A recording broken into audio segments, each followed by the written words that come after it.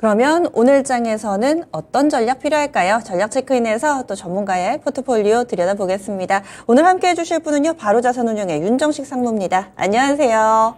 네, 안녕하세요. 네, 지난주에 이 현금 비중을 조금 늘려주셨죠. 그렇게 되면서 시장 전체적으로 좀 박스권 내에서의 흐름을 나타내고 있다 설명을 해주셨는데, 현재 시장에서 또 흐름, 지난주와 어떤 차이가 있는지 좀 읽어주시죠.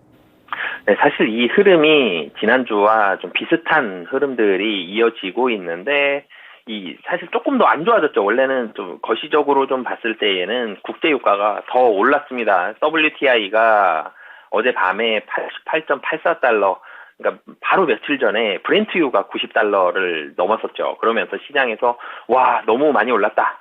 그리고 WTI가 85달러를 또 넘어서면서 굉장히 많이 올랐다. 그러면서 걱정을 많이 했었는데 어느새 WTI가 90달러를 향해 가고 있는 그런 상황이었습니다. 근데 시장의 충격이, 물론 어제도 나스닥이 하락을 하긴 했지만 브렌트유 90달러 갔을 때만큼 시장의 충격이 심하지는 않았습니다. 그러면서 하지만 이 환경들이 WTI, 브렌트유 많이 올라가면 당연히 물가 올라가겠죠. 물가 올라가면 또 얘기 나오죠. 금리 인상. 금리 인상 지금 9월 달은 아마 금리 인상 못할 거고요.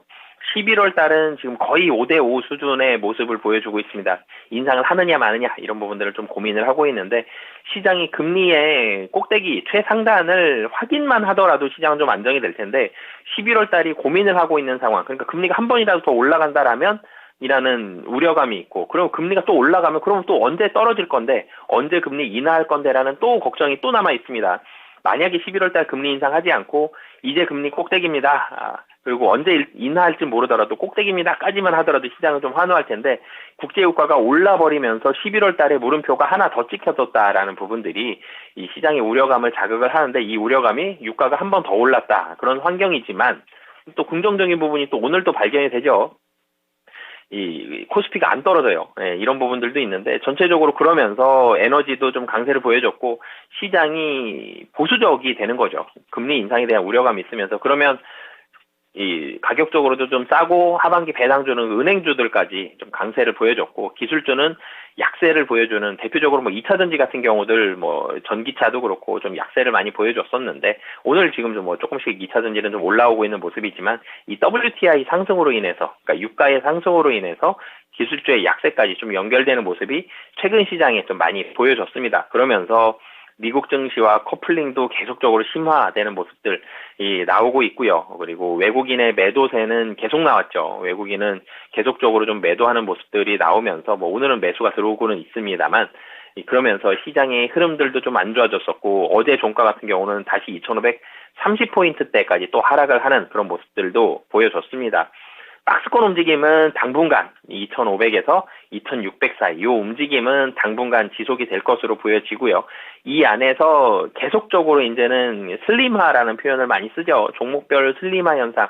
처음에는 종목별 차별화라는 말이 나오다가 차별화 됐는데, 거기서도 그 종목들이 또 더 줄어듭니다. 그러니까 시장에 돈이 많을 때 섹터별로 굉장히 긍정적으로 좀 다 같이 올라가는 모습 보여주다가, 그 다음에는 섹터별 차별화가 되다가 종목별 차별화 되다가, 차별화된 종목 안에서도 이제 다른 종목들 좀 더 줄어듭니다. 또 슬림화가 진행이 되는, 계속적으로 들어오는 자금이 줄어드는 모습들이 최근에 계속 나오고 있는데, 종목별 슬림화 현상이 계속적으로 나올 거고, 슬림화가 되는 과정 속에서 그럼 어떤 걸 기준으로 매수하는 종목을 계속 선별을 하느냐라는 부분을 봤을 때 3분기 실적과 4분기 실적이다라는 점, 이런 부분들이 계속 중요해지기 때문에 저도 포트폴리오에 3분기와 4분기 실적에 대한 중요도를 가장 많이 비중을 두고 포트폴리오를 마련을 했기 때문에 시장은 계속 실적에 방점을 맞춰서 줄여나가고 있다라는 부분들 보시면 좋을 것 같습니다. 그러면 포트폴리오 운용 전략은 어떻게 좀 가져가고 계신가요? 네, 지난주에 제가 현금 대 주식 비중 75대 25로 했는데, 여기서 주식을 조금 더 늘려서 80대 20으로 가보도록 하겠습니다.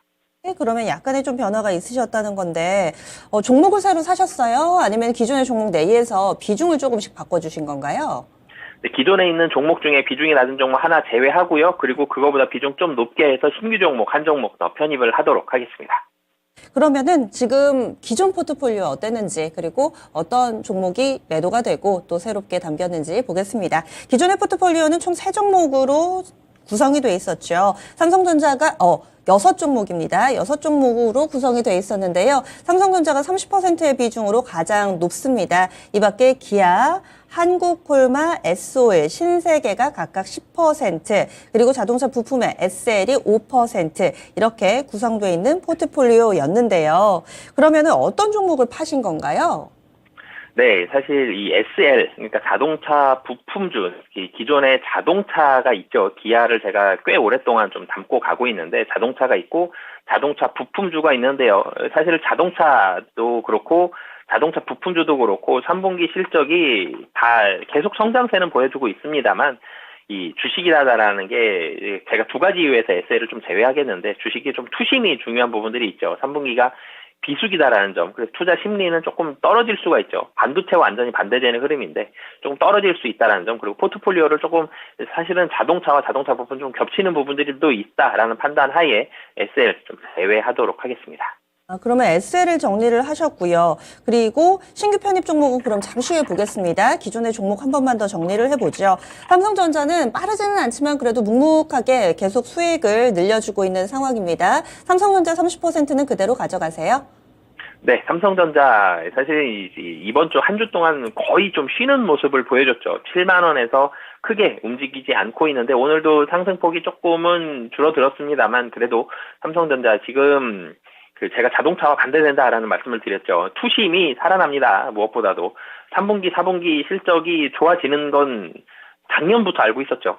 금년 3분기, 4분기에 메모리가 좋아진다라는 건 계속적으로 알고 있었는데 이 컨센서스가 조금 더 올라가고 있다는 점. 그러니까 실적에 대한 컨센서스, 반도체가 조금 더 예상보다 조금 더 잘 팔리고 예상보다 조금 더 가격이 좋다라는 점. 그러면 실적의 컨센서스가 올라가고 있다라는 거가 한 가지가 이유가 있고요. 그리고 3분기부터 이제는 하반기를 바라보면서 메모리가 호황에 들어옵니다.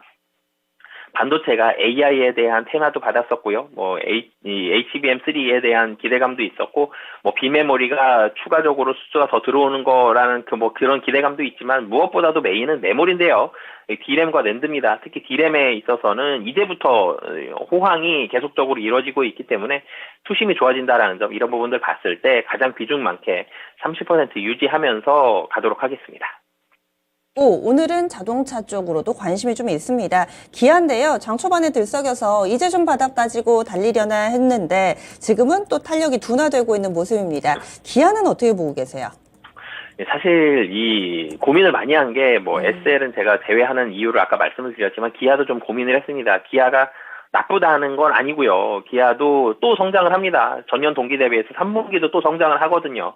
물론 2분기보다는 비수기이기 때문에 3분기가 좀 줄어들겠습니다만 기아가 좀 지지부진한 이유를 가장 크게는 설명을 드리면 전기차에 대한 고민이 이제 기아에도 좀 반영이 되었다라고 보시면 되겠는데요. 기아 같은 경우는 이 3분기도 그렇고요. 그리고 지금 도요타랑 기아가 가장 낮은 수준의 인센티브를 미국에서 지급을 하고 있습니다. 낮은 수준의 인센티브를 지급을 하고 있다라는 얘기는 여전히 차가 잘 팔리고 있다라는 얘기거든요.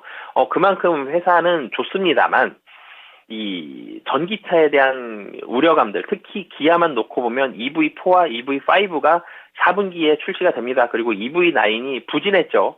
전기차가 그러면 이제는 성장을 굉장히 폭발적으로 하면서 기아 내에서의 비중이, 전기차 비중이 많이 올라갔는데 여기서 더 많이 올라가는 거는 기울기가 많이 완만해지는 거 아니냐. 판매에 대한 증가 속도, 판매가 증가하겠지만 증가 속도가 상당히 기대감보다 많이 더뎌지는 거 아니냐, 이런 우려감들이 있기 때문에 이제 좀 많이 쉬고 있는 거거든요. 그리고 이 전기차 기아 같은 경우는 4분기 EV4와 EV5가 어떻게 되는지 이를 확인을 하고 싶고, 그리고 하반기가 좀 더 지금보단 나은, 3분기보단 나은 성수기이기 때문에 이런 우려감들이 있어서 조금 쉬고는 있는데, 오늘 매수가 들어왔던 건 가격이 좀 쌌기 때문에 가격적인 메리트가 지금 PER이 4배가 채 안 되거든요. 전기차의 이 밸류에이션을 추가로 주지 않더라도 아무리 완성차만 내연기관만 하더라도 PER이 4배 이하라는 거는 이 지금 완성차 평균이 한 7배에서 8배 정도 됩니다. 거의 반 정도 수준이거든요. 굉장히 좀 가격이 싸다라는 점. 그래서 가격이 너무 싸서 사실은 4분기가 좀 더 성수기가 되겠지만 가격이 굉장히 싸고 지금 자리 좀 매력적이다라고 보여져서 기아는 제외하지 않고요. 하반기를 조금 더 바라보면서 유지하도록 하겠습니다. 이제 중기, 장기 투자로 넘어갑니다. 기아는 조금 더딘감이 없잖아 있지만은 지금은 보유의 영역이다 의견 주셨고, SOL로 넘어갑니다. 국제유가 계속 고공행진을 펼치고 있어서 이 종목 자주 들여다보게 되는데요. 현재 직전 고점 부근에 와 있습니다. 고점 뚫을까요? 뚫는다면은 지금 홀딩이실 테고, 아니면 지금 파셔야 될 텐데 어떻게 좀 결정을 내리셨어요? 네, 사실은 조금 더 들고 갈 생각을 지금 현재로서는 가지고 있습니다. 물론 이제 보수적인 의견, 생각이 지난주 같은 경우는 국제유가가 이렇게 많이 오를 줄은 몰랐거든요. 그래서 이제 8만 원 부근에서 좀 정리를 하는 게 좋지 않겠나라고 생각을 했는데 국제유가가 올라가 있는 상태. 물론 개인적인 의견으로는 브렌트유가 100불을 뚫기는 좀 힘들어 보입니다. WTI도 90불을 많이 뚫기는 힘들어 보이거든요. 수요가 늘어나지 않고 있다라는 산경이 있기 때문에 중국도 더디고요. 전 세계적으로 이 원유에 대한 수요가 늘질 못하고 있습니다. 계속 부진한 상태가 지속이 되기 때문에 국제유가의 가격이 계속적으로 올라가기는 좀 쉽지는 않지만 그래도 꽤 높은 수준인 지금 가격 정도는 좀 유지할 가능성이 현재로서는 좀 높아 보이기 때문에 WTI도 그렇고 브렌트유도 그렇고 정제 마진은 하반기로 가면 더 좋아지는 환경들이 좀 오죠. 그렇기 때문에 실적이 굉장히 좋다라는 점 등을 봤을 때 8만 원이 아니라 한 8만 5천 원 정도까지 레벨업 한 번쯤 더 가능하다라고 보여지기 때문에 지금 우선은 지금 환경에서는 좀 보유하고 가도록 하겠습니다. 좀 더 들고 가겠다 의견 주셨고, 그리고 소비재 쪽 한국콜마하고 신세계 같이 보겠습니다. 아직 좀 잠잠한 상황이네요. 네, 사실은 이 중국 관련된 종목들이 요즘에 좀 쉬고 있는 모습들이 나오고 있는데 한국콜마, 신세계 공통점들이 있죠. 특히 한국콜마는 실적 너무 좋습니다. 국내, 중국, 북미 다 실적이 개선이 되고 있는 이런 부분들이 상반기에 확인했는데 하반기에도 역시 확인할 가능성 거의 100%다라고 보셔도 될 것 같고요. 국내 법인 역대 최고 영업이익률 나오고 있다라는 점. 실적 보면 한국콜마는 금년은 계속적으로 좀 홀딩이다라고 보셔도 될 것 같고요. 근데 이제 투심적인 측면에서 조금씩 변동이 있기 때문에 지금 도리어 53,000원 한번 떨어진 가격이면 가격적으로 상당히 좀 매력이 있고 이게 실적이 너무 좋다라는 점 등이 때문에 이 투신에서 계속적으로 매수를 하고 있는 거거든요. 그래서 실적 바라보면서 유지하도록 하겠고요. 신세계 같은 경우는 면세점 계속 잘 되고 있고 여기에다가 중국 이제 이 소비 시즌이 다가오죠. 우리나라 추석이 있는 것처럼. 그래서 9월 말 이 소비에 대한 기대감들, 백화점에 대한 소비에 대한 기대감들이라든지 이런 부분들이 있기 때문에 신세계도 유지하도록 하겠습니다. 네, 그러면 이제 신규 편입 종목이 궁금합니다. 어떤 종목 사셨어요?